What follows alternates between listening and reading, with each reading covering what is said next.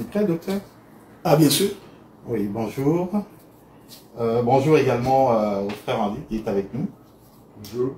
Et nous sommes très heureux de recommencer la série d'émissions sur le ministre face au peuple. Ça fait longtemps? Oui, ça fait longtemps, docteur, parce qu'on a eu il y a eu des activités au niveau de Montréal, et puis vous avez été très pris ces derniers temps. Oui, c'est ça. Alors, donc, ne vous inquiétez pas, on est toujours avec vous. Et sans plus tarder, je vais d'abord commencer par quelques questions, je dirais pas d'actualité, mais quelques questions que les personnes m'ont posées. Donc la première question, c'est est-ce que vous avez une solution? Quelles sont les solutions que vous envisagez, docteur, pour pouvoir endiguer donc l'érosion au niveau des assemblées, de nos assemblées, je dirais, l'absentéisme, pour lutter contre l'absentéisme des fidèles au niveau de l'assemblée. Est-ce que c'est à cause du fait qu'on est en été? À votre avis, comment est-ce que vous expliquerez l'absentéisme, surtout au niveau d'Ottawa? Non, mais je ne pense, on ne peut pas dire que nous sommes en train de vivre une forme d'abstentéisme. Donc, ça là, je crois que c'est très mal prendre les choses. Je crois tout simplement que nous sommes en été, donc il y en a beaucoup qui prennent des vacances, il y en a beaucoup qui travaillent également les samedis et les dimanches. Donc, ce qui fait que plusieurs semblent ne pas venir, ou d'autres viennent un dimanche sur deux. Ok, donc ils viennent un dimanche sur deux. Et moi, j'ai toujours pensé que lorsque quelqu'un comprend la raison pour laquelle il a cru au Seigneur, lorsque la personne saisit la raison pour laquelle il vit, la raison pour laquelle Dieu l'a envoyé sur terre, cette personne-là fera de son mieux pour que servir Dieu devrait être une priorité. Devrait en principe être la priorité des priorités. Donc si quelqu'un fait de l'Éternel ses délices, alors l'Éternel lui accordera tout ce qu'il voudra. Donc je voudrais donc profiter de l'occasion pour rappeler à tout un chacun que lorsque nous venons dans un culte, nous ne venons pas pour des prédicateurs. Okay? Ça c'est très important. Nous ne venons pas pour les ministres de la parole. Nous venons parce que nous croyons que Dieu nous a fait grâce, il nous a gardés en vie. C'est la raison pour laquelle nous nous déplaçons pour que nous venions prier le Seigneur. Ce qui a toujours été malheureux, c'est lorsque quelqu'un attend, lorsqu'il a des difficultés pour rechercher la face du Seigneur. Je crois qu'il doit y avoir une écriture dans les livres d'Amos où le Seigneur dit, Israël, Israël, quand tu étais dans la joie, quand tu vivais dans la paix, quand tu étais dans l'abondance, tu as oublié la voix de l'Éternel. Alors le jour où tu seras également en difficulté, où tu auras des problèmes, moi l'Éternel Dieu, je te tournerai le dos. Voilà pourquoi j'ai toujours conseillé aux frères et aux sœurs, d'abord de considérer que l'œuvre de Dieu, servir le Seigneur devrait être une priorité. Généralement, comme vous le savez, nous ne faisons pas l'œuvre de Dieu à cause de l'argent, d'autant plus que nous travaillons déjà et que Dieu nous a bénis. Mais nous faisons cela parce que c'est pour nous comme une obligation. Nous sommes ce que nous sommes grâce à Dieu. Nous vivons grâce à lui. Nous respirons à cause de lui. Et c'est à ce titre-là que nous avons l'obligation de pouvoir lui rendre un culte. Ça, c'est un premier élément. Deuxième élément, il faudrait que dans l'église, chacun puisse comprendre que Matthieu chapitre 28, où le Seigneur dit « Allez, faites de toutes les nations des disciples », cette recommandation n'est pas seulement la recommandation pour les prédicateurs.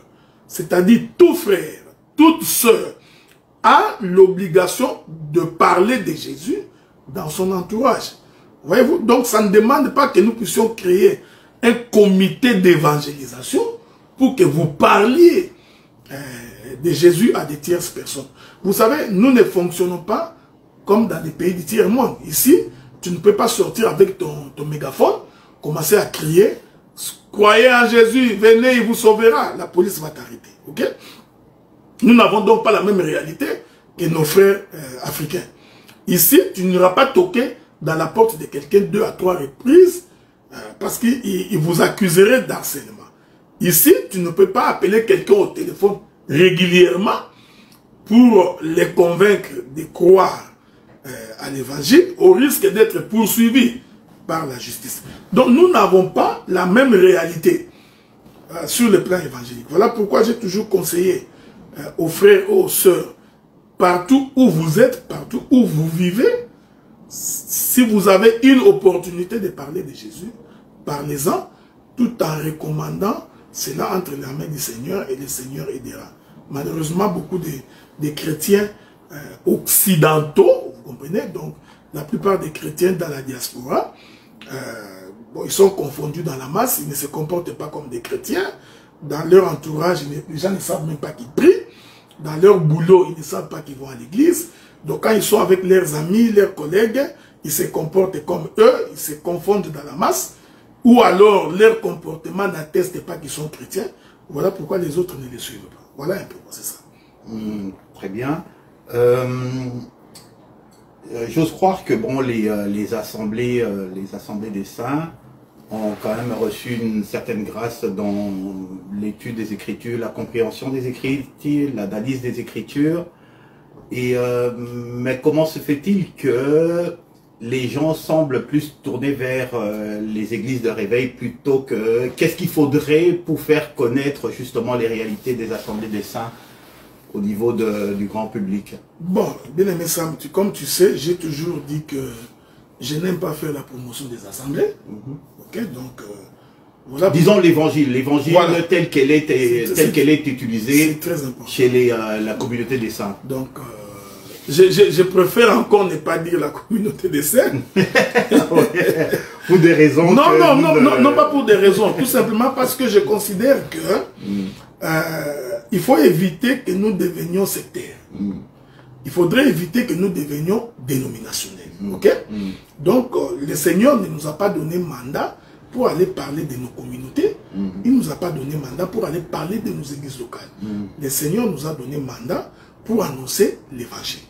Ok? Et cet évangile-là est annoncé à toutes les tribus, à toutes les races, à tout le peuple, à toutes les nations. Donc, sans distinction d'hommes comme de femmes. Ceci est très important. Maintenant, ce qu'il faudrait faire remarquer, c'est que dans cette panoplie de ces recommandations que Dieu nous a confiées, il y a ce que nous appelons le vrai évangile du faux évangile. Okay? Il y a la vraie parole de la fausse parole. Maintenant, il ne faudrait pas oublier que selon la prophétie de l'Écriture, les gens ont tendance à croire aussi facilement aux mensonges qu'à la vérité. Donc ça, c'est une chose qui est connue depuis la nuit des temps. Les gens croient facilement aux mensonges qu'à la vérité. Voilà pourquoi la plupart des églises, la plupart des prédicateurs qui prêchent pour leur propre ventre, des prédicateurs qui sont là pour escroquer le peuple, des prédicateurs qui sont là pour leur propre gloire, ces gens-là sont facilement crus que pour ceux qui annoncent l'évangile vrai. Voilà pourquoi, même au temps de Jésus, il n'y avait qu'une minorité qui avait cru à cet évangile-là. La plupart des gens étaient ralliés du côté des Juifs, des Sadducéens, des scribes. Ok? Donc, il faudrait d'abord se mettre en tête que l'Écriture dit, je ne sais pas si je trouverai cette Écriture-là, donc, souffrez. Il y a une Écriture, je crois que c'est le frère David qui l'a dit, donc il dit ceci. Attendez, bon, je ne sais pas si je trouverai cela. Sinon, je pourrais citer l'Écriture et revenir plus tard. Donc, il y a une Écriture, le psalmiste dit, la voie qui mène à la perdition, elle est grande et spacieuse. Tout le monde le trouve aussi facilement, mais la voie qui mène au salut est rétrécie et peu le trouve. C'est pas dans la Nouvelle Alliance? J'essaie de trouver cette écriture-là pour que nous puissions la lire aussi facilement, mais sinon, je la chercherai autrement. Donc, c'est une façon de dire que la voie du salut n'est pas une voie facile. Pourquoi? C'est pourquoi le Seigneur dit dans sa parole que personne ne peut venir à moi s'il n'est pas attiré par le Père. Ok? Hein? Donc, si le Père ne t'attire pas, tu ne pourras pas venir. Donc, c'est pourquoi nous prions pour que le maître de la moisson puisse envoyer les gens. Il y a Matthieu 7, 13. Okay. Entrer par la grande porte, c'est là que vous trouvez chercher quelque chose de ce genre. Mais attends, je crois que je vais trouver ça. Je trouverai ça aussi facilement. Ah, je crois que c'est ça. Hein? Voilà. Matthieu chapitre 7, hein? Oui. Le verset 13. Nous allons lire ça pour les bien-aimés qui nous suivent. Matthieu chapitre 7, verset 13. Bon, souffrez que je trouve l'écriture, donc ensuite on va lire. Donc c'est pour dire que généralement les gens croient difficilement à la vérité. Ok? Donc maintenant, si Dieu te fait grâce de croire à la vérité, c'est une chance, c'est un privilège. Mais la plupart des gens croient facilement au mensonge. C'est pourquoi c'est pourquoi vous trouverez dans des églises où les filles s'habillent à des minutes, les gens ils vont facilement. Hein, les filles qui vont, ils se sont maquillées comme des momies. Hein, parce qu'aujourd'hui, quand on voit la manière dont les femmes sont maquillées, on se rend vraiment compte que c'est comme les momies de l'époque pharaonique. Les gens y vont. Donc les gens vont à l'église comme s'ils partaient dans des boîtes de nuit, en mini-jupe, dans des pantalons serrés. Les frères vont à l'église les pantalons baissés. Les gens y vont facilement, ok? Vous trouverez dans l'église les relations de copains-copines multipliées parmi les frères et parmi les sœurs. Ça ne dérange personne. Ça, c'est la voie de la perdition. Les gens y vont parce qu'on ne les dérange pas. Mais quand on leur dit la vérité, eh bien, les gens ne supportent pas, ils vont partir. Voilà. Donc, Matthieu chapitre 7, verset 13, je voudrais lire ça pour vous. Il est écrit, entrez par la porte étroite. C'est très important. Donc, la porte du salut, elle est étroite. Car large est la porte, spacieux est le chemin qui mène à la perdition. Il y en a beaucoup qui entrent par là. Mais étroite est la porte, resserrez le chemin qui mène à la vie. Il y en a peu qui les trouvent. Donc, il faudrait d'abord commencer par dire que croire à la vraie parole, il n'y en a pas beaucoup qui vont les trouver. Donc, c'est toujours une minorité des gens à qui Dieu fait grâce. C'est pourquoi il est difficile aujourd'hui, dans cette génération ici, de trouver des hommes véritablement convertis, de trouver des femmes véritablement converties. Donc, les gens commencent à aller dans l'église pour se faire plaisir, pour chanter, pour danser. Et vous verrez des fois, au moment de la prédication, ils sont tous dehors, ou ils dorment complètement, parce qu'ils ont fait la fête toute la nuit. Et le prédicateur a peur de dire la vérité au peuple, de peur que demain ils ne viennent pas au culte. Voilà un peu quoi, c'est ça. De dire certains fidèles et de certains hommes de Dieu, Ottawa il semble avoir une certaine particularité. Il semblerait que l'évangélisation au niveau d'Ottawa soit assez rude, en fait assez dure. Il semblerait qu'il y ait des principautés un peu particulières à Ottawa qui font barrage à l'évangélisation. Alors de ce fait, bon voilà, par exemple, savez-vous ce qui s'est passé le 17 août 2019 à Ottawa? Eh bien, le 17 août 2019 à Ottawa, le temple de Satan, voilà, a organisé une messe noire à Ottawa, sur la colline du Parlement, en plein jour, et curieusement, seuls les catholiques se sont... non, seuls les catholiques sont abstenus. Non. Seuls les catholiques ont haussé la voix pour pouvoir protester. On n'a pas entendu, même il y a beaucoup de gens qui n'ont même pas entendu parler. On n'a pas entendu parler des églises de réveil, on n'a pas entendu les assemblées des saints, etc. Est-ce qu'il y a une particularité à Ottawa? Est-ce que vous avez, de votre point de vue de ministre et tout, parce que vous avez quand même fait, Montréal, vous avez fait Toronto et tout, que pensez-vous d'Ottawa? Est-ce qu'il y a une particularité à Ottawa qui rendrait la promulgation de l'évangile beaucoup plus difficile. Je voudrais que nous lisions quelques écritures. Hein? Donc c'est toujours important de lire quelques écritures pour comprendre, pour saisir la portée de la question. Je suis dans les livres des Éphésiens, le chapitre 6. Éphésiens chapitre 6. Je vais d'abord lire le verset 12. Il est écrit, car nous n'avons pas à lutter contre la chair et le sang, mais contre les dominations.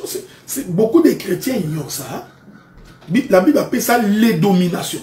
C'est-à-dire, ce sont des forces offensives. Ok? Donc, ce ne sont pas des forces défensives. Ce sont des forces qui dominent. Ce sont des forces qui vous envahissent. Ok? Contre les autorités. C'est très important. Contre les princes de ce monde des ténèbres. Contre les esprits méchants dans le lieu céleste. Donc, il est important d'abord de comprendre sur le plan spirituel que chaque territoire, chaque contrée a ses principautés. Des démons territoriaux. Ouais. Donc, chaque territoire, chaque contrée a ses principautés. Même quand on dirige les églises, il faut les savoir. C'est toujours important de les savoir. Nous avons une église à Montréal, nous avons une église à Ottawa. Nous qui dirigeons l'église, nous avons cette capacité de faire cette distinction. Même dans le comportement. Ok? Les gens qui habitent telle contrée vont afficher un tel comportement qui en fait est l'influence des principautés du territoire, de la contrée. C'est pourquoi même, vous allez remarquer, même quand nous grandissons comme ça, on peut regarder quelqu'un, on dit que non, lui c'est un villageois. Ok?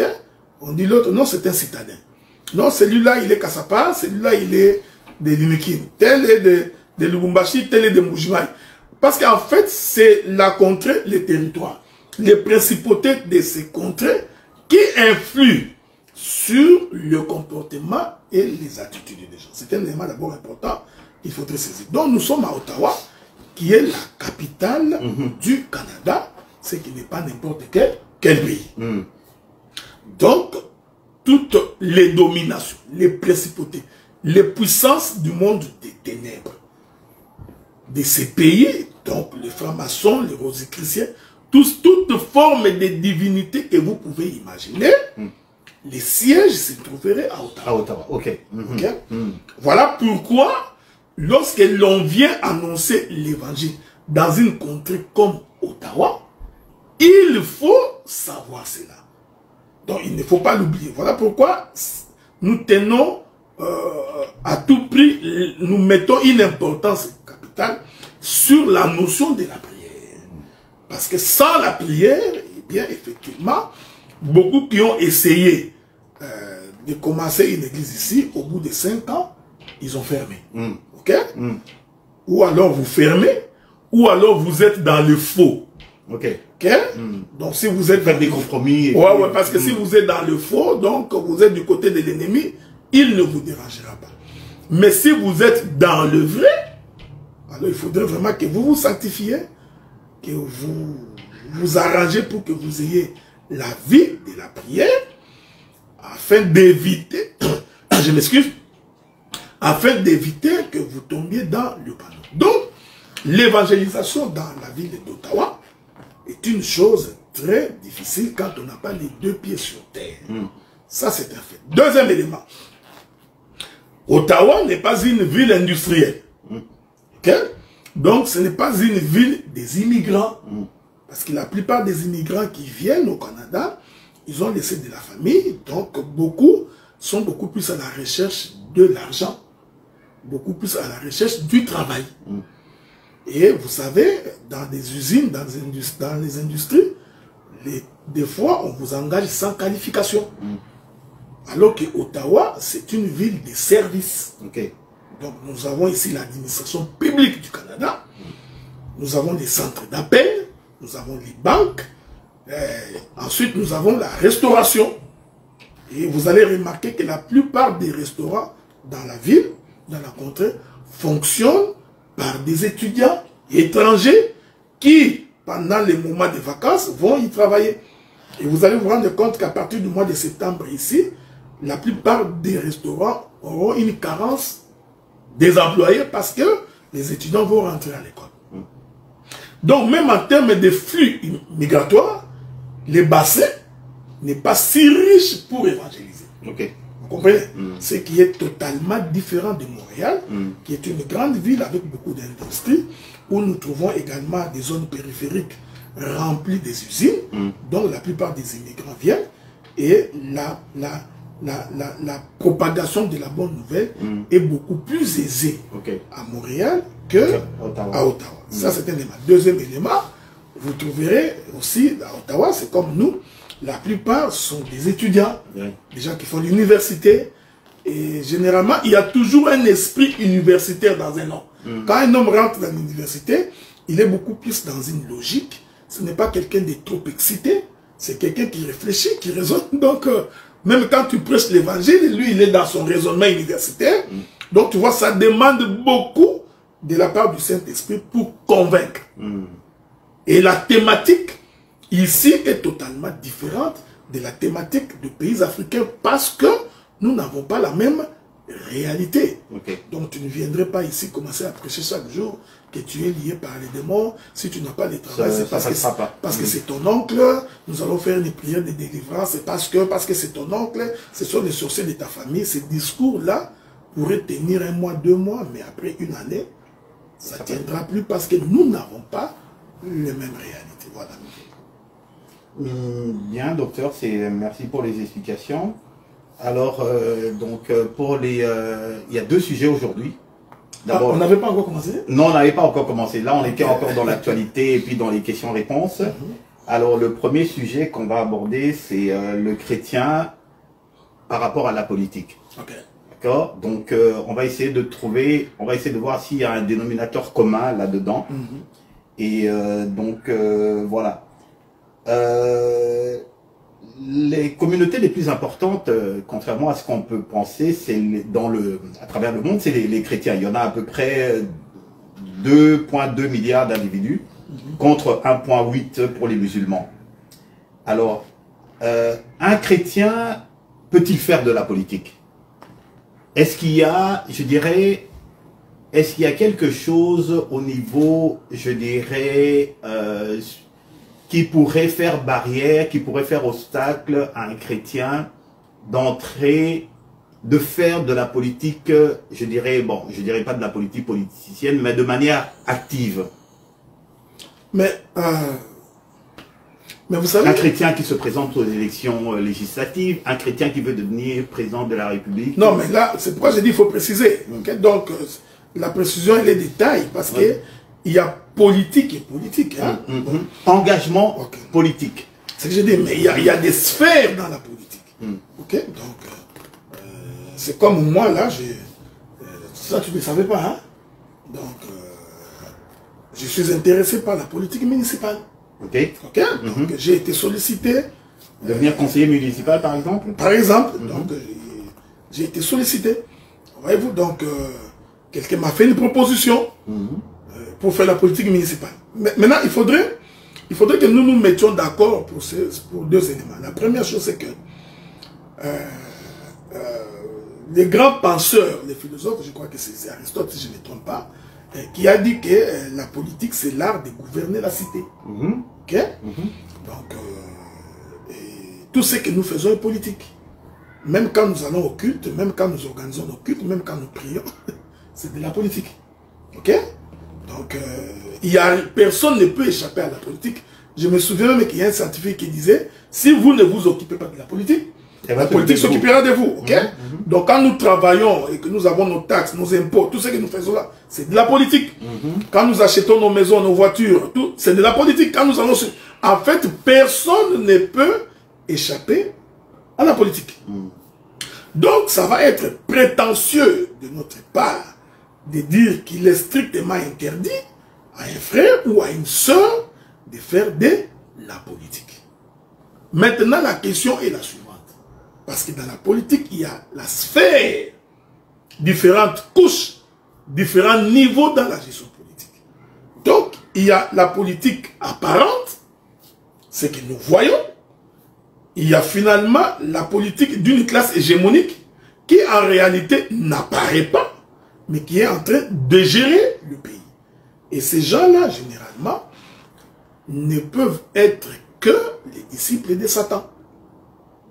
Pourquoi j'ai dit ils ne peuvent être que les disciples de Satan? Parce que lorsque Adam a péché et qu'il a perdu son autorité dans le jardin, la gestion du monde est par conséquent révolue à Satan. Ok? D'ailleurs, c'est pourquoi il a dit à Jésus, si tu te prosternes devant moi, je te donnerai tout ce que tu veux. Ok? Et le Seigneur ne l'a pas contredit. Non, il ne l'a pas contredit. Donc aujourd'hui, j'ai dit aujourd'hui, la gestion mondiale est gérée par le sataniste. Ce n'est pas un péché que de le dire. Donc, quand on est chrétien, il faudrait savoir jusqu'à quel niveau de la politique que tu vas y aller. Et puis, moi, j'ai toujours dit qu'un vrai chrétien, un véritable converti, ne peut pas aller jusqu'à ce niveau. Parce que tes convictions politiques, non, tes convictions chrétiennes vont t'empêcher de servir le Seigneur. Je voudrais prendre un exemple concret. Je commence par ici, parce que si je prends l'exemple de l'Afrique, c'est plus facile.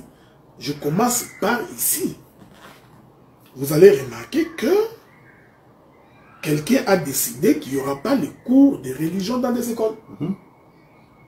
Ok? Il y a un groupe de gens qui ont décidé que... Ça a été voté au Parlement. Ça a été voté au Parlement. Donc, la notion de la liberté à outrance. Ok? Donc, si quelqu'un marche à demi-nu, c'est sa liberté. Donc, c'est-à-dire qu'il y a des choses qui se passent qui heurtent la morale. Je vous informe parce que vous ne le savez pas. Déjà, à l'âge de 10 ans, 11 ans, on apprend à nos enfants le cours qu'eux-mêmes appellent études à la sexologie, qui en réalité est une forme de pornographie. C'est-à-dire, on leur met dans la tête déjà des choses qui, à l'âge de 8 ans, ils ne pouvaient pas s'imaginer connaître. Vous voyez? Qui va s'opposer? Personne ne peut s'opposer parce que il y a un groupe de sataniques qui en ont décidé autrement. Donc, je peux avancer des éléments si vous voulez. Vous allez vous rendre compte que, donc, il y a des niveaux au niveau de la politique où, en tant que chrétien, tu auras des difficultés. Tu ne peux que démissionner. Imagine-toi, aujourd'hui, comme vous le savez, ils ont décidé, entre guillemets, ces gens-là ont décidé que quand l'enfant naît, vous ne mettez pas son genre. Donc, est-ce que c'est un garçon ou c'est une fille? Non. Vous mettez juste son nom. C'est à cet homme ou à cette fille, quand il grandira, de définir s'il est homme ou s'il est femme. Tu vois? Pourquoi j'évoque cela? C'est pour dire qu'en fait, les gens qui dirigent le monde sont véritablement satanistes. Mais ce sont des parents, ce sont des gens mariés que vous côtoyez tous les jours dans les rues, dans vos restaurants. Mais ces gens-là sont fils du diable. J'ai toujours dit ceci. De la même manière que tu crois que toi, tu es un fils de Dieu, homme de chair et de sang, mangeant comme nous, mais tu es fils de Dieu. De la même manière, il faut croire qu'il y a des hommes de chair et de sang, mangeant comme toi, qui sont fils du diable. Il y a quand même des personnes bien attentionnées, docteur, au niveau des politiques. Mais c'est ce que j'ai dit, mais tu es bien attentionné jusqu'à quel niveau tu peux y aller. C'est la question. C'est-à-dire qu'à un moment ou à un autre, tu vas être face à... Tu dois prendre des décisions auxquelles tu ne pourras pas échapper. Tu ne pourras pas échapper. Tu ne pourras pas être rattrapé par... Bon, tu pourras pas... Bon, prenons l'exemple, ok? Je ne voudrais pas être désobligeant, mais le Congo, mon pays d'origine, est attaqué par le Rwanda. Ok? Je suis président de la République, mais moi, d'après ma confession de la foi, tuer quelqu'un, c'est un meurtre. Oui. Quelle que soit la raison, parce que ma Bible me dit, pardonnez à vos ennemis. Ne rendez pas le mal pour le mal. Vous voyez? Alors je deviens président de la République. Eh bien, mon pays est attaqué. Qu'est-ce que vous voulez que je fasse? Je veux ordonner à l'armée de tuer les Rwandais. voyez, c'est ce que j'ai dit. Ou si je suis dans un parlement, certainement que je voterai contre, ça c'est vrai, mais ma voix ne signifiera absolument rien, parce qu'il y aura une majorité des gens qui vont décider. Bon, Israël se défendait contre les attaquants. Il faudrait faire très attention, parce que la Bible dit que ce qui est arrivé à Israël nous a été donné pour nous servir d'exemple. Oui. Mais cet exemple-là a une portée spirituelle. Israël s'est battu physiquement. Mais cet exemple d'Israël que Dieu a pris comme notre calendrier, c'était pour nous expliquer qu'aujourd'hui, nous ne nous battons pas selon la chair et selon les sangs. Notre combat est aujourd'hui spirituel. Mais Dieu s'est servi d'un peuple. Il a pris Israël comme matériel didactique pour nous enseigner des choses spirituelles. Paul avait raison de dire, si vous aviez connu Christ selon la chair, sachez qu'aujourd'hui, nous ne les connaissons pas comme ça. C'est pourquoi j'ai toujours dit aux gens, quand vous prenez des exemples dans la Bible, il faudrait faire très attention, parce que la plupart des exemples de la Bible ont une portée spirituelle. Ces exemples sont instructifs pour nous. Je voudrais prendre un exemple concret.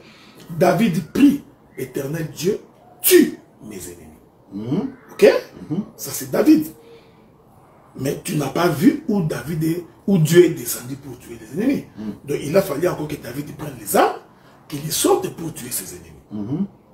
Mais aujourd'hui, Jésus-Christ vient et dit, on vous avait dit haïssez vos ennemis, mais moi je vous dis aimez ceux qui vous maltraitent.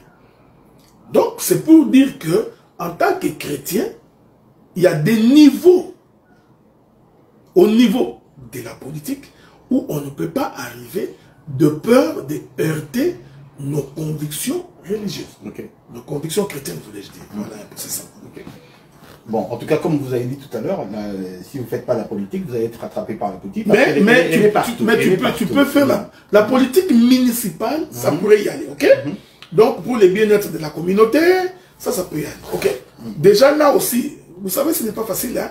Parce que même quand vous faites de la politique, il y a des lois à voter. Donc, il y a des lois pour, des lois contre. Ou vous allez prendre un camp. Hein, vous êtes du pouvoir et les autres sont des oppositions. Malheureusement, les oppositions africaines, les gens s'insultent, ils se tuent, ce qui est quand même très malheureux. Mais même ici, les politiciens s'insultent, mais poliment. Okay, ils s'insultent poliment. Donc, il y a des débordements quelquefois. Il y a des débordements. Okay? Donc, c'est un milieu que j'ai toujours déconseillé si tu ne sais pas jusqu'à quel niveau il faudrait y aller. Parce que c'est également dans ces milieux-là qu'on est en train de recruter pour devenir membre d'une fraternité. Donc voilà un peu. Que pensez-vous de l'apôtre Paul, il était citoyen romain, et il s'est servi de ce titre pour sortir de prison, pour en appeler directement à César, à Rome, pour être jugé par lui. D'accord? Donc, que pensez-vous de ça, de ce fait-là? Paul, citoyen romain, il se sert justement de son appartenance à Rome, et tout ça pour faire appel à César pour intervenir pour lui. Non, mais c'est une question de dire... Moi, je les prends par l'exemple, hein, parce que je ne peux pas interpréter ça. Donc, ce sont les actes des apôtres, on ne peut pas les interpréter. Donc, non, c'est pour dire que Dieu peut te mettre dans une situation pour que lorsque tu es en difficulté, que tu t'en sors. Je vais prendre un exemple. Dieu a fait, c'est un exemple que je prends, Dieu a fait de Joseph gouverneur dans les pays d'Égypte, pour que quand ses frères sont arrivés, ils se sont retrouvés. C'est une place d'autorité. C'est ce que j'ai dit. C'est ce que j'ai dit. Donc Dieu, c'est ce que Paul a fait. Il a dit, je suis citoyen romain, vous ne pouvez pas me fouetter. Parce que la loi interdisait qu'on fouette un citoyen romain. Et automatiquement, on ne l'a pas fouetté. Donc, et il était très habile dans cela. Lorsqu'il était devant les Juifs, il s'est réclamé être juif. Lorsqu'il était devant les Romains, il s'est réclamé être romain. Donc, c'est une façon de dire également aux chrétiens d'aujourd'hui, il ne faut pas refuser d'accéder à un niveau. Parce que lorsque vous accédez à un niveau, vous avez des droits qui pourront vous permettre d'être au service des autres ou au service des dieux. Ici, je me perds, parce qu'en fait, même quand Paul a fait appel à César, je crois que son souci était aussi pour que César écoute la parole. Ok? Bon. Non, okay, c'est vrai. On peut spéculer. Ah ouais, non, mais c'est ce que je dis, parce qu'il avait la mission d'aller chez les nations. Il savait que lorsqu'il arriverait devant César, il parlerait de Jésus. Ça, il le savait. Donc, c'est une façon de dire que lorsque Dieu nous met dans une position, c'est aussi pour nous permettre à ce que lorsqu'il y a un problème, que nous puissions user de cette position d'autorité pour faire valoir nos droits ou les droits de nos frères ou de nos soeurs. Ok, d'accord. Donc de faire de la politique. C'est ce que j'ai dit jusqu'à... Moi, je n'ai pas interdit qu'il fasse de la politique. Je dis jusqu'à quel niveau faudrait-il faire cette politique-là. Ça devient un problème. C'est ça. Nous sommes citoyens célestes, de par notre identité, et, mais nous sommes ambassadeurs ici sur Terre. D'accord? Puisque nous sommes les représentants de Dieu sur Terre. D'accord? Alors, est-ce que, dans ce cas-là, est-ce qu'il serait aberrant de dire que cela nous confère une certaine fonction politique? Non. Non. Nous avons une responsabilité également politique. Non, ça, ce n'est pas comprendre la notion de l'ambassadeur de Christ. Bah alors, expliquez-nous. Ça, c'est comprendre. C'est comme ça que beaucoup de gens ont dit, bon, je suis ministre de Dieu, je dois me comporter comme les ministres du monde. Donc, je voudrais quand même que nous puissions lire cette écriture. Donnez-nous, justement, on voudrait que vous puissiez nous donner l'élément de démarcation. C'est ce que je vais donner ça. Donc, je suis dans les livres de 2 Corinthiens, je crois. 2 Corinthiens. 2 Corinthiens, chapitre 5. Je vais commencer par le verset 19. Il est écrit, car Dieu était en Christ réconciliant les mondes avec lui-même, en n'imputant point aux hommes leurs offenses. Il a mis en nous la parole de la réconciliation. C'est ça la mission. Pourquoi on est ambassadeur sur la terre? Paul continue. Nous faisons donc les fonctions d'ambassadeur pour Christ, comme si Dieu exhortait par nous. Nous vous en supplions au nom de notre Seigneur Jésus-Christ, soyez réconciliés avec Dieu. Donc la notion de l'ambassadeur de Christ, c'est une notion de prédicateur. Or, les prédicateurs n'ont pas autre chose que de réconcilier les hommes avec Dieu. C'est-à-dire de les amener à la repentance et à la conversion. Donc, la notion de l'ambassadeur ici ne se comprend pas comme la notion des ambassadeurs politiques dans ce monde, mais il se comprend comme étant les réconciliateurs. Nous faisons donc office de Lévi. C'est-à-dire, nous parlons de Christ aux païens, pour que les païens se convertissent et qu'ils entrent en contact avec Dieu. Voilà un peu quoi. D'accord. Souvent, lorsqu'on parle de démocratie, et justement, surtout à la démocratie à l'occidental, j'ai l'impression que vous sortez vos griffes et tout, parce que vous avez, vous mettez toujours un bémol en ce qui concerne la démocratie à l'occidental. Pourtant, j'ai trouvé un dénominateur commun entre, je dirais, la démocratie et la religion, parce qu'en fait, il y a comme un objectif commun, c'est le bien du peuple, la cohésion sociale, etc. Ce sont des dénominateurs communs entre la démocratie et la religion. Qu'est-ce que vous en pensez? Non, mais regardez, nous ne sommes pas prédicateurs. Nous ne sommes pas prédicateurs pour un bien-être social. Si quelqu'un prêche comme ça, c'est qu'il n'a pas... J'ai toujours dit que pour entrer dans Canaan, il faut explorer les pays de Canaan. Donc, il faut avoir une vue panoramique des Écritures à 360 degrés. Quand on a cette vision panoramique de l'Écriture à 360 degrés, en ce moment-là, on sait où placer les choses. Donc, les chrétiens ne sont pas... les agents comment on appelle ça? Agents humanitaires. Nous ne sommes pas sur la terre pour créer un bien-être social. Non, nous ne sommes pas ici sur la terre pour rechercher les biens du peuple. Non, non, non. Ça, c'est mal comprendre l'Écriture. Je vais donner un exemple pour nous faire. C'est vrai que tant que nous sommes sur la terre, nous avons besoin de manger des nourritures. Mais notre objectif, quand on a la vision panoramique de l'Écriture, nous savons que nous sommes pèlerins sur la terre. Docteur, condamner le tribunal, un chrétien condamne le tribalisme.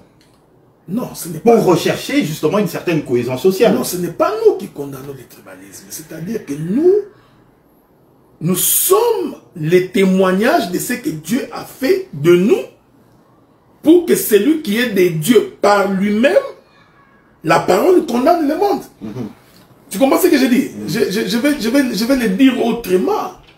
Le fait que la parole m'a convaincu de ne pas être voleur, le fait que je ne suis pas voleur, je suis tout un enseignement pour ceux qui volent. Ok? Donc je ne me lèverai pas pour commencer à dire vous qui volez, parce que dans tous les cas, même si je l'ai dit, ils ne vont pas changer. Si c'est lui qui donne la capacité, ne leur donne pas la capacité. Qu'est-ce que je voudrais dire? Je veux dire quelque chose d'aussi profond. D'aussi profond. La Bible dit qu'on n'allume pas une lampe pour la mettre sous les boisseaux. On l'allume pour la mettre sur les chandeliers, pour que la maison soit éclairée. C'est-à-dire, si la lampe est là, il y a la facilité de distinguer le bien du mal. C'est ce que nous sommes. Donc, nous sommes sur la terre pour servir de témoins entre le bien et le mal. Le jour où nous, les chrétiens, nous ne serons pas sur la terre, le monde entier sera dans les ténèbres. Okay? C'est un fait. Mais la prophétie de l'écriture nous enseigne que nous passerons. Nous sommes des passages. Nous sommes pèlerins. C'est pourquoi notre souci à nous, c'est de nous rassurer de notre vie après la mort. Ok? Donc ce qui se passe pendant que nous sommes sur la terre ne peut nous servir que de bagage pour que nous continuions notre marche. Israël a dit à ses peuples barbares, nous ne faisons que passer. Nous ne détournerons ni à gauche ni à droite de nos voies. Nous ne mangerons rien de gratuit chez vous. Nous ne boirons pas votre eau gratuitement. Notre problème, c'est que nous avons un objectif. Nous marchons vers cet objectif-là. Donc, il faudrait que les chrétiens, les hommes de Dieu, comprennent que nous ne sommes pas ici pour changer le monde. La prophétie de l'écriture confirme que le monde ici va aller de mal en pire et que le monde va être détruit. Ça, c'est une chose qu'il ne faut pas oublier. Donc, tout effort humain que l'homme ferait pour assurer la tranquillité, la paix, le bonheur sur la terre est un effort qui est en abomination avec la prophétie de l'écriture. Et par conséquent, cette manière d'agir, c'est une opposition à l'éternel Dieu lui-même. Et il va s'arranger pour vous prouver que ce que lui a dit est vrai. Donc, il ne faut pas rêver. Donc, le monde que vous voyez, regardez, observez. Je prends ça en exemple. Mais tout le monde sait qu'on est en train de bombarder les gens d'Ukraine. Qui ne sait pas? Mais le ministre des Affaires étrangères de la Russie, qui est en train de bombarder l'Ukraine, moi je ne m'occupe pas des raisons. Mais il vient au Conseil des Nations Unies, il parle devant tout le monde, il exprime sa pensée, entre-temps son pays bombarde là-bas. Mais pourquoi on ne l'arrête pas? On pouvait dire, mais toi là, tu viens parler ici, mais c'est pas. Arrête-moi cet homme. Mais il y a un mandat international contre son président. Mais écoute, mais pourquoi ne pas aller là? C'est pourquoi j'ai dit que tout ça, c'est la politique. Est-ce que tu sais que pendant la guerre de l'Ukraine, il y a des gens qui sont devenus des multimillionnaires. Donc cette guerre-là, je vais donner encore un exemple. Il faut lire les prophéties. Il y a eu coup d'État au Mali. On chasse les Français, ok? Guinée, on chasse les Français. Gabon, Burkina Faso, on chasse les Français. Il faut lire les signes d'État. Finalement, on décide également. Les Gabon. Hein. Mais là, mais les Gabon qui est un pays francophone, vous ne vous êtes pas posé la question pourquoi Ali Bongo a fait son SOS en anglais? Il s'adressait à qui? Il s'adressait aux anglophones. Parce que vous le savez, tout le monde le sait, que ce sont les Français qui ont organisé ces coups d'État-là. Ça, c'est connu de tout le monde. Donc, ça ne sert pas les intérêts français. Oh, ne vous en faites pas. Ça sert des intérêts français parce que la France avait besoin d'une base arrière Ils sont chassés en Guinée, en Mali, en Burkina Faso. Donc, ils avaient besoin d'une base arrière au Gabon pour pouvoir se remettre en selle. Il s'est fait malheureusement, parce que beaucoup ne savent pas, Ali Bongo a refusé ça. Il a refusé ça. Mais c'est lui qui est devenu président, c'est son cousin, c'est son neveu. C'était son garde du corps. Bon, son garde du corps le plus rapproché. Donc, c'est qu'est-ce que je voudrais dire? Je voudrais tout simplement dire que il faut vraiment rêver. Bon, laissez-moi prendre l'exemple de chez nous. Nous avions tous rêvé que lorsque l'IDP prendrait le pouvoir, tout marcherait sur le rose. Est-ce que vous pensez que le président de la République démocratique du Congo n'a pas la volonté que son pays avance? Oui, il en a la volonté. Oui. Mais il y a des forces exogènes et endogènes qui font qu'il ne peut pas avancer. Il y a des forces qui font qu'il y ait la guerre à l'Est indéfiniment par un petit groupe de gens qu'on peut attraper par les mains. Pourquoi ils les font? Parce que, comme je vous ai dit, il y a des forces obscures qui décident du sort du monde. Pendant que je vous parle ici, si le Canada décide que je dois mourir, je vous en faites que demain je mourrai. Ils vont commencer par retirer ma nationalité, ensuite ils vont me priver des droits de... Ils trouveront quelque chose. Ils trouveront quelque chose. Donc c'est ça. Justement, en parlant de prise de position, parce que là, comme tu dis tout à l'heure, nous devons justement, nous devons être un témoignage, parce que nous sommes donc le sel de la terre, nous sommes la lumière, il faut que nous éclairons donc nos alentours. Tu comprends? Donc par le témoignage, on doit faire en sorte que les personnes puissent être justement transformées. Mais quand Jésus est entré dans son ministère, il a parlé contre les autorités politiques et religieuses de l'époque. C'est d'ailleurs pour ça que bon, ça lui a attiré la foudre. Et tout.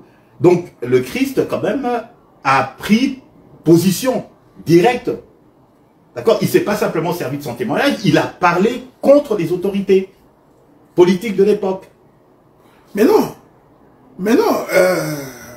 je crois qu'à mon avis, Jésus ne s'est pas opposé à César. Non. D'ailleurs, c'était un bon prédicateur, parce qu'il a dit, rendez à César ce qui est à César, à Dieu ce qui est à Dieu. Ce n'est pas, il faut bien lire l'écriture, ce n'est pas la politique romaine, bien que cette politique romaine rentre dans le cadre de la prophétie. Je crois que le problème de Jésus, c'était les gens qui se disaient serviteurs de Dieu, qui en réalité étaient des hypocrites. Ok? C'est comme ça qu'il a traité les pharisiens des murailles, des tombeaux blanchis, des hypocrites dont vous faites semblant, dont il était contre les systèmes religieux. Donc c'est pourquoi aujourd'hui, même nous, quand nous prêchons l'évangile, nous nous érigeons contre le système religieux que nous avons aujourd'hui. C'est-à-dire où les hommes de Dieu pensent que servir Dieu c'est une question d'argent, servir Dieu c'est une question de gloire, servir Dieu c'est une question de positionnement, servir Dieu c'est une question des intérêts. Donc ça c'est de la religion, c'est être pharisien. Voilà pourquoi j'ai toujours conseillé que quand tu es dans un système comme ça, il faut sortir. Il faut sortir parce que beaucoup de gens ont commencé par être chrétiens, mais ils finissent par être religieux. Or, la religion, c'est la pire des choses qui puissent arriver à un enfant de Dieu. Parce qu'à ce moment-là, on n'observe plus la parole, mais on se lance pour ses intérêts personnels. Voilà un peu quoi. D'accord. Donc, en fait, quelqu'un qui s'engage, qui adhère, par exemple, à un parti politique, ou quelqu'un qui se met à militer, il y a toujours un risque qui se disqualifie de sa mission première. Mais je crois que c'est ça. Si tu veux militer pour la cause de l'évangile, va prêcher que les chrétiens, que les païens se convertissent. Vous ne trouvez pas que c'est beaucoup plus fort que d'aller dans un parlement, par exemple? Je ne t'interdis pas d'aller au parlement, mais je me dis, si tu as vocation pour le ciel, mais en tout cas, tu as très mal choisi ta cible. Ça, c'est être jéhoviste. Parce que ce sont les jéhovistes qui croient que nous continuerons à vivre sur cette terre. Prenons quelques témoins des Écritures. Vous allez voir que Dieu ne se contredit pas. Dieu, il a procédé par faire sortir Lot, sa famille, du pays de Sodome et Gomorrhe. Il détruisit la terre. Ok? Donc, il vient au temps de Noé. Il fait entrer Noé dans l'arche. Il détruit la terre. Jésus a répondu à la question. Il dit, ce qui arriva du temps de Noé et du temps de Lot arrivera au temps du Fils de l'homme. Qu'est-ce qui va arriver? Il y aura la moisson au 4e mois. Donc, le cultivateur va entrer dans les champs. Il va moissonner ce qu'il avait semé. Je parle de l'enlèvement. Une fois qu'il a moissonné, il va brûler les champs. Donc, essayons de ne pas rêver, hein, parce que beaucoup de gens ont oublié ça. Ne rêvons pas. Et les gens qui examinent bien les choses, ils voient que les gens sont devenus de plus en plus méchants. Je le disais dans une de mes interventions, que le plus grand outil démoniaque aujourd'hui, ce sont les réseaux sociaux. Ce sont les réseaux sociaux. Donc, il suffit de voir qu'est-ce qu'on publie dans les réseaux sociaux. Vous allez voir qu'il n'y a aucune retenue, aucune notion de bienséance. Donc, les hommes sont devenus comme des animaux. Vraiment comme des animaux. Donc, les actes sexuels sont exposés dans les réseaux sociaux. Vous savez, à l'époque, nous, quand on grandissait, il n'y a même pas longtemps, il y a 12 ans passés ici, il y avait des restrictions sur tous les téléphones. Hein, pour que les mineurs n'y accèdent pas pour aller voir la pornographie. Mais aujourd'hui, dès que tu cliques porno, tu en as. À gogo. Vous voyez? Donc, nous sommes dans un stade que nous ne comprenons plus rien. Donc, quelqu'un dans sa chambre, il filme dans son téléphone, mais bien, il distribue dans les réseaux sociaux, et ces choses-là, même si tu les retires de ton téléphone, il reste dans les réseaux sociaux. Tu ne peux pas l'enlever. Ok? Donc, hein, c'est pour dire qu'aujourd'hui, il faut comprendre que les chrétiens ne se battent pas pour que ce monde change. Non. Les chrétiens se battent pour que les jours où le Seigneur reviendra, les trouvera-t-il dignes d'être enlevés. Et ça demande une conversion, une repentance vraie avec le Seigneur. Très bien, docteur. On va rapidement passer... À l'envoûtement par le sexe. Oui. Bon, on peut y aller dans... On a encore une vingtaine de minutes, oui, si on peut y aller. Donc, on va aller rapidement, justement. Est-ce qu'il est vrai que l'union sexuelle d'un homme et d'une femme peut mettre en mouvement un processus spirituel satanique? Un homme, peu importe ses intentions, une femme, tu vois, il peut arriver que dans certaines circonstances, dans certaines conditions, tout, que cela occasionne tout un processus derrière que nous ne voyons pas. Un processus spirituel qui peut être un processus satanique. Ah, bien sûr. Regardez, le Seigneur tire une côte d'Adam et puis il va créer Ève. Et puis quand Adam voit Ève, il dit os de mes os, chair de ma chair. Okay? Bon. Essayons d'abord d'aller comme ça pour que les gens comprennent d'abord. Lorsque Adam fait cette déclaration, il commence par ce qui est non visible. Hein? Il dit os de mes os. Alors que naturellement, les os ne sont pas visibles. Je voudrais attirer votre attention sur un élément très important. Les os, en réalité, c'est la partie spirituelle de l'homme. Parce que ils sont invisibles. Ensuite, il finit par la chair de ma chair. Or, ce qui est visible, c'est la chair. Hein? Essayez de ne pas être anatomiste, hein? Parce que vous aurez beaucoup de difficultés. Donc, parce que je ne suis pas en train de prêcher sur ça, c'est-à-dire quand Adam regardait Ève, Adam a d'abord vu l'os. Mais c'était quand même étonnant parce que l'os était dans le corps d'Ève. C'est-à-dire que Adam a percé le corps d'Ève pour aller voir ce qui est à l'intérieur. Or, ce qui est à l'intérieur de l'homme, c'est l'esprit. Ok? C'est pourquoi même quand Dieu crée Adam, Adam n'était pas encore un être vivant. Mais lorsque Dieu souffle dans Adam, l'esprit entre dans un corps et le corps se met en mouvement. Donc, dans toute relation entre l'homme et la femme, il y a l'union de ces deux choses. Il y a l'union des esprits. Ensuite, il y a l'union de la chair. Si les esprits se marient, la chair obéit. Je voudrais dire une chose de très importante ici. C'est pourquoi moi j'ai toujours pensé que le mariage est d'abord spirituel. Le mariage spirituel. Pour qu'il n'y ait pas de divorce dans un mariage, il faut premièrement que le mariage soit spirituel. Maintenant, si le mariage n'est pas spirituel, il finit inévitablement par un divorce. Okay. Voilà pourquoi, si l'homme, son esprit, son état d'esprit est de Dieu, lorsque il s'accouple avec une femme qu'il a mariée, automatiquement, même sur le plan spirituel, il doit y avoir une connexion. Surtout si la femme n'a pas d'autre chose en background. Ok? Donc si ce n'est pas un démon, une sorcière, je vous dis qu'il y a une communication des esprits. Et ensuite, il y a la jonction de la chair. Voilà pourquoi les satanistes, ayant compris ces choses, lorsqu'ils veulent faire promouvoir leur pouvoir, ils cherchent d'abord des jeunes filles de foi vierge ou d'un esprit avancé, parce qu'ils savent qu'en s'accouplant, il y a l'union des esprits. C'est pourquoi j'ai toujours dit, faites l'expérience. Les gens qui ont assez fait de vie, faites l'expérience. Si vous avez une femme voleuse, et que toi tu n'es pas un voleur, si tu t'attaches fortement à cette femme-là, je parie à 100%, tu finiras par voler.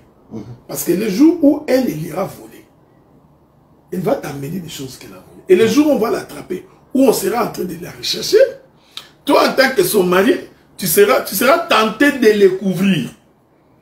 Tu vois? Mais toi tu penses que ce que tu fais c'est charnel. Non, non, non. En réalité, c'est spirituel que tu es en train de faire. C'est-à-dire, sur le plan spirituel, cette femme s'est séparée avec un homme. Remarquez, un homme voleur qui ramène les biens dans sa maison, sa femme sait que cet homme est un voleur. Mais la femme se tait. Des fois, la femme te dira, moi, je ne vais pas voler avec lui. Mais déjà, spirituellement, cette femme aussi est une voleuse. Parce que le jour où on attrapera son mari, même si le mari est en prison, la femme va continuer à aller là-bas. Donc, c'est pourquoi nous croyons que les satanistes, les gens qui sont dans les sciences occultes, de la même manière, les sorciers, lorsqu'ils s'accouplent avec une femme, sur le plan spirituel, il est en train d'infecter ton esprit. Et si tu n'es pas un homme qui se répand, ou tu n'es pas un homme de prière accru, tu seras facilement entraîné et facilement envoûté. C'est pourquoi généralement, tu verras quelqu'un qui priait. Il était très fort dans la prière. Il tombe sur une femme dont l'esprit est infecté. La femme l'entraîne et l'homme commence à perdre la vivacité de la prière. C'est sur le plan spirituel. Donc là, vous parlez de dépossession, de prélèvement énergétique lors des rapports sexuels. Je dirais, est-ce qu'un ensorceleur a vraiment la capacité de ravir les capacités énergétiques de sa victime pour des phases de sorcellerie? Est-ce qu'ils ont vraiment cette capacité de ravir l'énergie? Parce que par exemple, on voit une personne qui, un ensorceleur, il s'accouple avec une femme qui était brillante, qui avait des capacités, qui était une étoile montante, et du coup, il prélève quelque chose en la personne, et la personne dépérit. Ah mais oui, spirituellement oui. C'est que nous disons là, tu vois, ce n'est pas, vous savez, bon, des fois nous disons des choses, les gens ne comprennent pas, ce n'est pas pour rien que lorsqu'Abraham a voulu que son fils Isaac se marie, Abraham a dit à Isaac, à son serviteur, que je ne voudrais pas que tu prennes pour mon fils une femme parmi les Cananéens. Il y a aussi une autre écriture, je peux ajouter si les gens le veulent. Il y a l'écriture où la Bible dit que lorsque Salomon est devenu vieux au soir de sa vie, Salomon s'attacha à des femmes étrangères. Et ces femmes étrangères-là détournèrent les cœurs des pharaons, pardon, de Salomon, vers les dieux étrangers. Donc Salomon, au temps de sa jeunesse, il ne s'était pas attaché aux étrangères. Mais dès qu'il devient vieux, il s'attache aux femmes étrangères. Et l'écriture dit que ces femmes-là ont détourné. C'est pourquoi il faut être très prudent. Donc quand on tombe sur une femme, une mauvaise femme, dont l'esprit est infecté de démons, si l'on n'est pas souple, cette femme-là va te détourner des objectifs pour lesquels Dieu t'avait envoyé sur la terre, ou il t'avait assigné. Donc, sur le plan spirituel. Maintenant, je voudrais même le prendre sur le plan naturel. Même sur le plan naturel. Quand vous vous accouplez avec une femme, remarquez, parce que beaucoup de gens ne le savent pas, lorsque l'homme éjacule, automatiquement, l'homme a l'impression qu'il est vidé de sa force. Ok? Donc, il a l'impression qu'il est vidé complètement. Ça, c'est naturellement. De la même manière, lorsque la femme jouit, la femme aussi a l'impression que toute sa force est partie. Ça, c'est d'abord naturellement. Mais comprenez que ces choses-là sont spirituelles.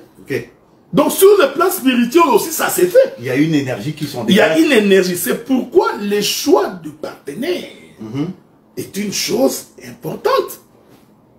Parce que lorsqu'on choisit un partenaire obscur, ténébreux, et que si l'on n'est pas fort spirituellement, eh bien, c'est toi qui vas être entraîné. Ok? Donc, c'est pourquoi même dans un mariage, dans un couple, si tu es un homme ou si tu es une femme, il faut être un homme et une femme de prière. Ok? Quand on est une femme de prière, moi j'ai toujours pensé qu'un homme peut sauver sa femme. Une femme peut sauver son mari. Donc tu peux tomber sur une femme infectée, possédée, mais comme tu es un homme de prière, ta prière là, ton état d'esprit de la prière peut l'aider, peut la sauver. Et vice versa, c'est ce que l'Écriture dit. Ok? Donc sur le plan spirituel, c'est faisable. C'est faisable. Donc c'est ça. Donc c'est pourquoi même dans la vie, il y a des relations qui sont très nocives. Justement, j'allais parler de... Justement, je mets de côté un peu ceux qui ont la capacité d'ensorcelèrement. Je parle de monsieur et madame tout le monde, ce jeune homme et cette jeune femme non mariés qui ont des rapports sexuels. Donc dans le cadre hors mariage. Et à quoi s'expose-t-il justement? Là, on parle pas des sorciers ou quoi que ce soit, c'est monsieur et madame tout le monde. Parce que donc là, ils sont pas dans un cadre protégé. Mais alors, à quoi s'expose-t-il? D'abord, il faudrait dire ceci. La question, elle est trop importante. C'est seulement le fait que tu as douté, ok, que cette femme-là t'appartient. Ceci est très important. Donc, mais vous savez qu'il y a des gens qui ont fait les rapports sexuels avant de doter, et qui viennent faire la dot après, mais ils sont toujours mariés. Donc, la difficulté, c'est seulement lorsque tu fais cette chose-là sans avoir douté. Regardez, je prends l'exemple de Joseph. Quand Marie est tombée enceinte, Joseph s'est dit en lui-même, je dois chasser cette femme ici, parce que c'est sûr qu'elle a connu un autre homme. Mais les gens de la ville ignoraient ce qui s'était passé. Donc, mais finalement, Joseph a fini par épouser Marie. Ce que je voudrais dire, vous voyez, la Bible répond à toutes ces questions. S'il arrivait, parce que ça peut arriver, s'il arrivait qu'un jeune couple, des hommes et des femmes, s'accouple avant le mariage, c'est une chose prohibée. C'est une chose prohibée parce que la loi de l'Éternel voudrait qu'on dote avant d'en arriver là. Mais s'il arrivait que vous en arrivez là, Dieu vous donne la capacité de réparer. Cette capacité de réparer, c'est qu'il faut que ça aboutisse à un mariage. C'est pourquoi la Bible dit, si quelqu'un tombe sur une femme vierge, la dévierge, il a déshonoré cette fille-là, il devrait épouser cette femme. Il devrait l'épouser, d'autant plus qu'en Israël, si tu es déviergé, c'est un déshonneur pour tes parents. Donc, dans la marche de l'église, ce que nous demandons, frère, le plus que vous pouvez, c'est de vous abstenir. Mais s'il arrivait que vous tombiez, il faut que vous en arriviez au mariage. Il faut que vous en arriviez au mariage pour que le mariage fasse une réparation de ce que vous en êtes. D'ailleurs, j'étais en train de préparer quelque chose pour essayer d'encourager un peu les membres dans l'église, parce que j'ai toujours été contre les gens qui pensent que tout le monde est parfait. Ok. Okay? Nous ne disons pas que, même quand nous prêchons comme ça, nous n'avons pas la prétention d'être parfaits. Non. Donc nous bronchons tous d'une manière ou d'une autre. L'autre peut broncher par la colère, l'autre par l'insulte, l'autre il a l'animosité, l'amertume, l'autre par l'impudicité, l'autre par les vols. Nous bronchons tous. Mais ce qui est bien, c'est notre capacité de nous relever. Ok? C'est pourquoi le ministère nous est donné pour que nous vous aidions à vous relever. C'est très important. Donc, ce que nous demandons aux jeunes, bon, parce que ce n'est pas le cas de l'émission, bon, à supposer que vous y allez et que la femme tombe enceinte, c'est un signe. Parce que tout accouplement n'est pas forcément signe d'amour. Okay. Il y a des accouplements qui se font par attirance. Simplement. Okay? Parce que la fille t'a tellement attiré que tu voudrais à tout prix la voir. Tu l'as, une fois que tu l'as et que cet instinct-là, ce désir-là s'est assouvi, tu te dis, bon, je vais laisser tomber. Okay? Bon, à supposer que pendant que tu laisses tomber, elle est tombée enceinte. Tu vois, c'est une femme que tu n'avais pas aimée. Probablement que tu vas l'abandonner. Une fois que tu l'as abandonnée, elle devient mère. C'est lui qui viendra pour l'épouser, va les trouver déjà avec un enfant. Okay. Tu vois, déjà c'est un problème à gérer. Le nouveau couple va commencer avec une femme qui a déjà un enfant. Donc, c'est une gestion. D'abord, je vous dis que ce n'est pas facile. Gérer une femme avec un enfant, parce que des fois, vous êtes partagé entre votre amour et l'amour de cet enfant-là, votre gestion et la gestion de cet enfant-là, sans oublier que cet enfant-là aussi a son père.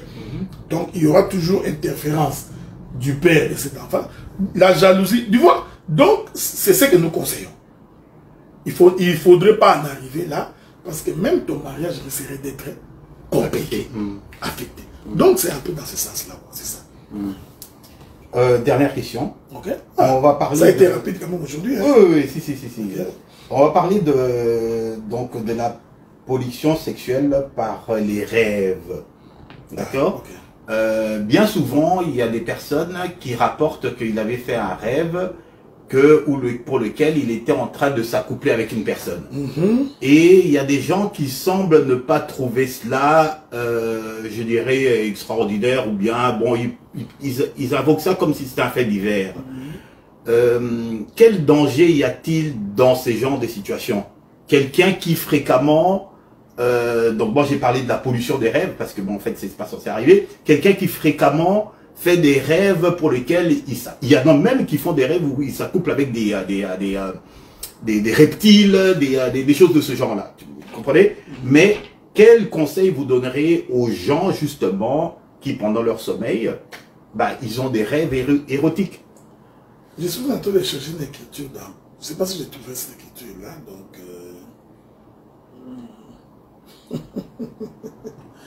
Je prends d'abord... Ésaïe chapitre 29. Je vais lire le verset 8. Ésaïe chapitre 29, verset 8. Nous lisons. L'écriture dit, comme celui qui a faim rêve qu'il mange. Une belle écriture, hein? Prenez ça. Ésaïe chapitre 29, verset 8. Comme celui qui a faim rêve qu'il mange, puis s'éveille l'estomac vide. Comme celui qui a soif rêve qu'il boit, et s'éveille épuisé et languissant.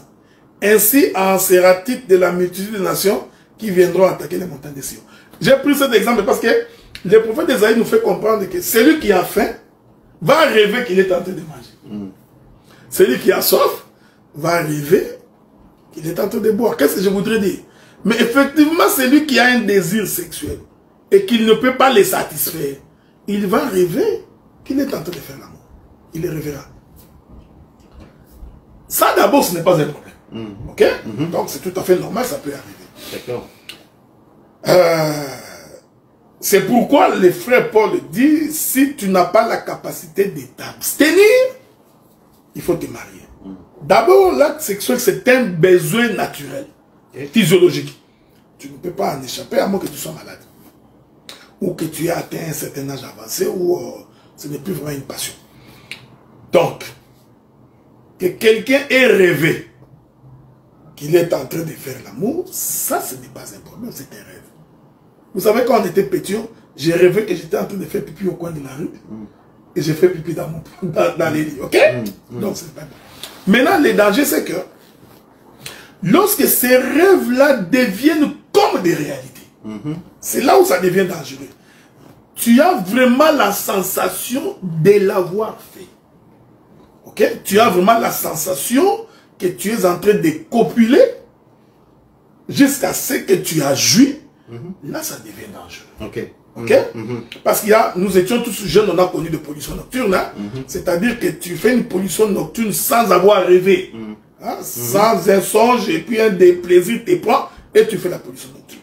Mais ce qui est différent, c'est lorsque cette pollution nocturne s'accompagne régulièrement des rêves du genre que tu es vraiment en train de faire cela et tu sens cette présence-là auprès de toi, là, ça devient dangereux. Maintenant, le mal, c'est que une fois que tu prends plaisir, tu viens d'ouvrir une porte pour laquelle tu auras des difficultés pour fermer. Ça, c'est un élément. Deuxième élément, tu peux également t'accoupler avec une sorcière. Dans ton sommeil? Non, d'abord physiquement. Ok, physiquement. Okay? C'est pourquoi je vous ai dit que c'est très dangereux quand tu choisis des femmes. Tu peux également t'accoupler avec une sorcière physiquement. Sans le savoir. Sans le savoir. Et quelque temps, il est possible que tu arrêtes la relation. Mais s'il a infecté ton esprit, cette sorcière ou ces sorciers peuvent revenir de temps en temps dans tes rêves pour s'accoupler avec toi. Ok. Et là, ça devient inquiétant. Ok? Donc, ce sont des choses que les gens, des fois, ignorent, mais ça devient inquiétant. Tu peux rêver que tu as une famille la nuit avec des enfants. Une fois, ça passerait. Mais si tu fais ces rêves régulièrement, et tu as la sensation que c'est le vrai, là, il se pose un problème de possession démoniaque. Vous voyez? Donc, il y a des rêves, des fois, qui t'épuisent. Tu as vraiment senti que tu te réveilles fatigué. Comme si vraiment un esprit s'est chargé de toi toute la nuit. Ça, c'est dangereux. Donc, ça, c'est un fait. Deuxième élément. Il n'y a donc aucune justification pour les hommes et les femmes mariés de faire de façon fréquente une pollution nocturne. Tu comprends ce que je dis? Donc, j'ai une femme, la femme a un homme. S'ils veulent se satisfaire, ils peuvent le faire sans problème. Mais si tout en étant marié, et que fréquemment tu fais des rêves ou tu fais des pollutions, c'est une possession. Tu comprends ce que je dis? Donc il faut que les gens comprennent ça. Ça, c'est une possession. Mais quand tu n'es pas marié, je comprends. Mais il faut faire très attention parce que la porte pour que ça devienne une possession. Parce qu'une fois que tu es pris dans cette possession, tu prends plaisir, ça te met dans un confort. Finalement, qu'est-ce que ça va créer? Ça va créer la haine du partenaire. Parce que tu n'en as plus besoin. C'est comme qui dirait, si j'ai déjà mangé que je suis plein.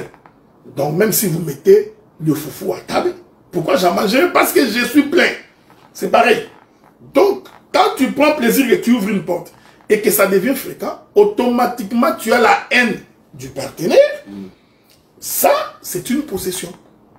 Donc, ça demande une prière, mais on va, le Seigneur permettant, nous allons y revenir. Parce qu'il y a aussi d'autres possessions qui ne peuvent s'accomplir que par des actes posés.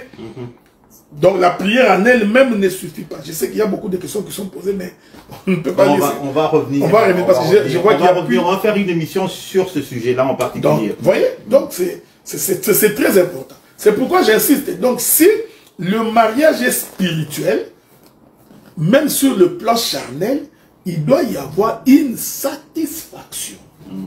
Il y a des femmes qui sont avec des hommes pendant des années, la femme n'est jamais satisfaite. Oui, donc... Elle a le droit de s'en aller? Cela veut dire que quelque chose sur le plan spirituel ne colle pas. Et je t'informe que la femme finira par s'en aller. Il ne faut pas rêver. Hein. Même si physiquement elle n'est pas encore partie, spirituellement elle est déjà partie. Donc il ne reste que les spirituels rencontrent les spirituels, le corps va obéir. Ah, ça j'aime ça. J'ai adoré cette expression-là. Vous voyez, quand les esprits se marient, les corps obéissent. Beaucoup de femmes qui deviennent infidèles, c'est parce que dans son mariage sur le plan spirituel, elle ne se retrouve pas. Il suffit qu'elle croise la personne dont les esprits vont se coller, le corps va suivre. Toute tendance confondue, chrétien, non chrétien. Chrétien ou non chrétien. Okay. Voilà pourquoi, même pour les mariages, il faut toujours prier le Seigneur pour savoir quelle est la bonne femme, quel est le bon mari. Est-ce qu'il faudrait y aller?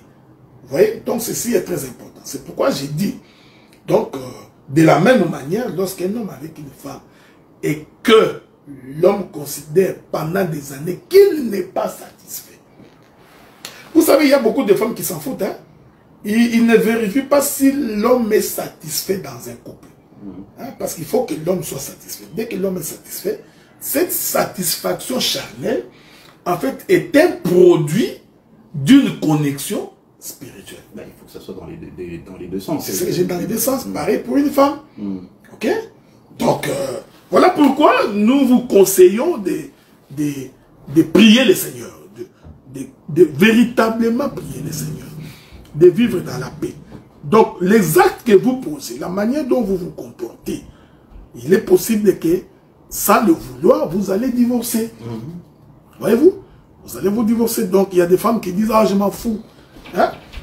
Donc, qu'ils soient satisfaits ou pas, je m'en fous. » De la même manière, il y a des hommes qui disent ça.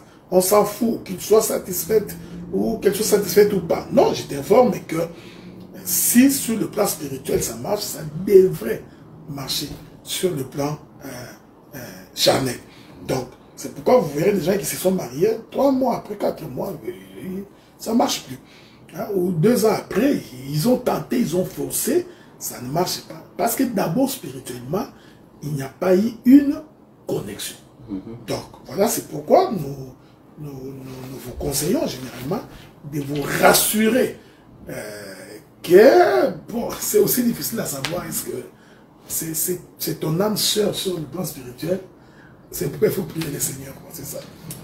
Ok, docteur, bon, c'était assez clair. Et donc, on vous fait la promesse que on va revenir sur une émission spéciale qui va englober ces choses-là. Parce que là, on a essayé de brosser rapidement et tout, et puis on est pris par le temps. Mais ne vous inquiétez pas, on va prendre vos questions et on reviendra pour une émission spéciale qui va justement englober ces choses-là. Parce que là, on a essayé de faire deux thèmes et tout ça dans une émission, c'est qu'il n'est pas toujours simple. Alors, merci beaucoup, docteur. Est-ce qu'il y a quelque chose de spécial pour nos assemblées Non, pas grand-chose à dire. Donc, les 2 prochains dimanches, moi, je prêche à Montréal. Donc, et demain? Oui, demain, je serai. Mais je vais quand même venir au culte à Ottawa dès que j'aurai fini. Mais je pensais que vous avez pris congé de ministère dans le sens où de prêcher en direct pendant un certain temps. C'est comme dans l'armée, lorsque la guerre y est et que nous sommes en train de perdre un peu la guerre, on en fait appel aux réservistes. Donc, donc je serai à Montréal les 2 prochains dimanches. Donc, ça c'était. Et puis, à Ottawa, nous sommes en train de donner l'occasion aux disciples de les écouter. Donc, je voudrais ici dire que quand on donne l'occasion aux disciples qu'on les écoute, cela ne fait pas de vous ministres. Okay. C'est très important. Donc, on voudrait d'abord vous écouter, voir comment cela ne fait pas de vous serviteurs. Okay. Ouais, donc, d'abord, nous voyons comment vous évoluez. Mais c'est quand même un ministre en devenir. Oui, oui, c'est ce que j'ai dit, mais il faut attendre. Donc, parce qu'il y en a beaucoup dès qu'il prend la chaise, il pense qu'il est devenu, il croit que c'est un terrain de football. Non, c'est-à-dire, il faut faire cette œuvre déjà avec beaucoup de tremblements, beaucoup de considérations. Donc, et à Ottawa, nous allons écouter les bien-aimés Neftali, qui nous parlera les 2 prochains dimanches. Et pendant ce temps-là, moi, je serai à Montréal. Et si le Seigneur nous prête vie, donc, je pourrais reprendre la chaire au mois d'octobre. Et mi-octobre, je pourrais probablement être en Europe pour une conférence. Donc, si le Seigneur nous prête vie. Et puis, bon, si aussi le Seigneur nous garde, nous pourrons commencer une 3e église. Okay? Donc, nous préférons encore n'est pas donné les lieux, mais nous pensons que Dieu aidant, nous pourrons commencer une 3e assemblée dans le pays du Canada. C'est quoi le prérequis justement pour pouvoir commencer quelque part? Quelle est la première chose qu'il faut inévitablement? D'abord, il faut qu'il y ait nécessité. Okay. Vous savez, un jour, le frère Paul venait, il voulait entrer dans une ville. Dieu lui dit, n'entre pas dans cette ville-là parce que je n'ai personne à gagner là-bas. Okay. Okay? Donc, la première chose, il faut qu'il y ait une nécessité. C'est-à-dire, il faut qu'il y ait des gens qui veulent la parole. Okay. Des gens qui veulent écouter, qui ont cru à cet évangile-là, qui croient au ministère que Dieu nous a donné. Et alors, dès qu'il y a cette nécessité, nous mettons une équipe en place, nous prions le Seigneur et nous démarrons. Et puis quand nous démarrons, nous ne connaissons pas demain, mais nous faisons confiance à celui qui nous a dit, jette les filets. Donc nous allons tout simplement jeter les filets et nous croyons que c'est lui qui appelle les poissons au filet, va les appeler pour qu'ils puissent... Mais il faut quand même un prédicateur, il faut un ministre sur place. Mais je suis le ministre, donc je crois que l'Assemblée d'Ottawa a assez de frères qui peuvent prêcher, l'Assemblée de Montréal également. Donc, et puis j'ai toujours dit que je ne suis pas indispensable.